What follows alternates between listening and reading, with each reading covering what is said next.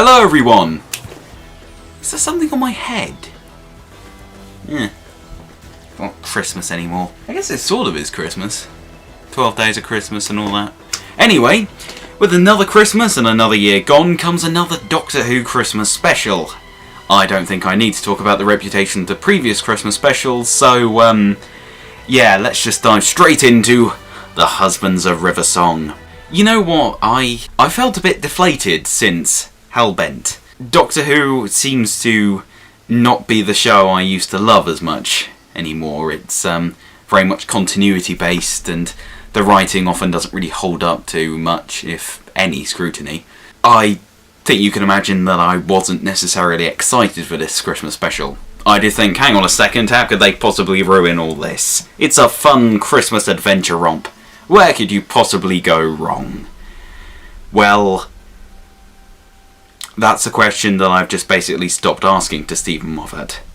Because, well, you all saw Hellbent, right? One thing that I realised that the current era of Doctor Who, if you will, has got really right though, is the visuals. The CGI often isn't perfect, but for a TV budget, especially for a BBC show, it still looks pretty amazing, and the directors always do an amazing job, and so the production designers and everyone working behind the scenes. It's like everyone except for the script writers, particularly looking at Steven Moffat here, and the script editors, whatever the hell they're doing. Nothing, it would seem. They don't seem to be doing a very good job compared to everyone working with everything that you see in front of the camera. I really enjoyed this episode from a visual perspective. I got to watch it on a 4K TV on Christmas Day, so it was pretty impressive to see, and I really liked the colours. The alien worlds looks brilliant, and the title sequence, again, was changed into a much more Christmassy thing, which is something that, I don't know if I mentioned in my last Christmas review, was something I'd wanted to see for a little while. I thought it might be something quite fun. If you got a silly little Doctor Who Christmas special, why not go the extra mile and give it a Christmassy title sequence? I know some people absolutely hate that. I don't. I quite liked it. And I thought it was quite fun having what used to be the planets as baubles. I thought that was quite cool.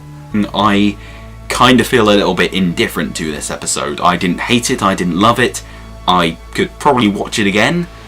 I'm not massively persuaded to watch it again, but if someone sat me down and forced me to watch it, I wouldn't do it begrudgingly. Of course, this episode kind of retcons the events of a little short featured on this box set.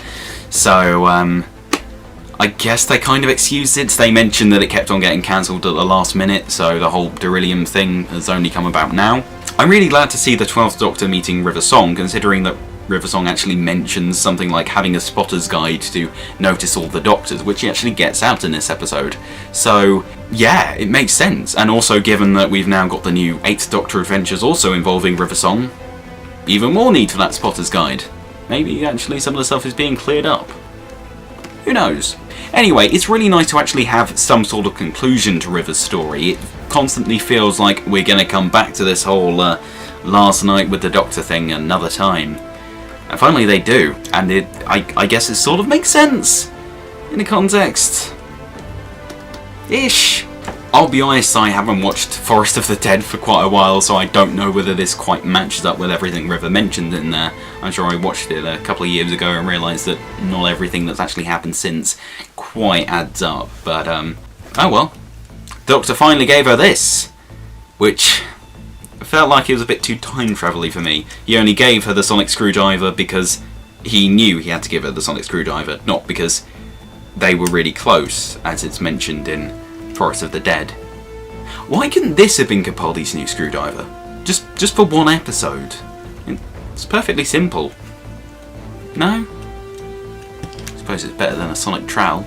Of course, the plot revolves around River's other husbands, other than the Doctor, because the Doctor's still her husband, even though he kind of isn't. I guess he is. Whatever. So, one of her husbands is King Hydroflax, who's dying, and ahead. I'm surprised they didn't make more puns with that, actually. You know, looks like you came out ahead. Yeah, maybe that's why I shouldn't be writing Doctor Who.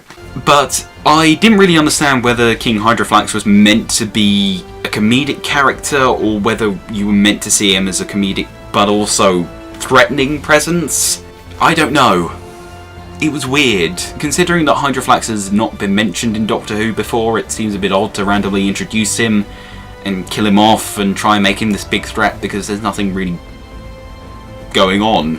Considering that Steven Moffat must have had some idea what he was doing with this episode way in advance, because bearing in mind this is tying up loose ends with River Song's timeline, why didn't he set up King Hydroflax before? Maybe not as River's husband, of course, but just as this alien king. Or maybe he has set it up before and I just don't remember.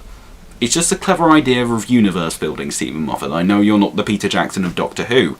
That's Peter Jackson when he comes on to do Doctor Who, because he's totally going to do that, isn't he, guys? Yeah, the whole head thing, swapping the heads on the robot, got a bit weird after a while, and I think it kind of lost track of what the episode was trying to do. There was something quite menacing about it at first, but it didn't even get funny. Yeah, that's probably one of the off things about this episode. It felt like it should have been funnier than it actually was, and there were points where I was kind of sitting there going, I feel like I should be laughing. Why isn't this funny?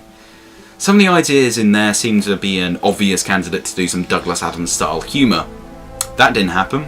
Also, was it me, or was the robot, even without a head, kind of reminiscent of the robots from Dinosaurs on the Spaceship and the Sarah Jane Adventures episode The Empty Planet? Are Doctor Who just reusing the same robots over and over again? Maybe not.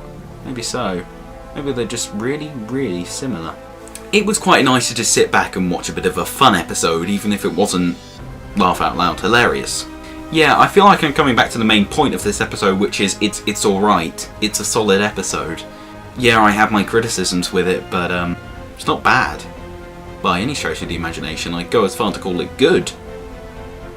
Just good. Don't really have anything particularly negative to say about it. I had fun with it, it did its job, and I can't really critique it too much. Maybe it's because I've just kind of given up on looking forward to really great episodes of Doctor Who, because I know that the following week there's probably going to be a really naff one. But yeah, I liked it.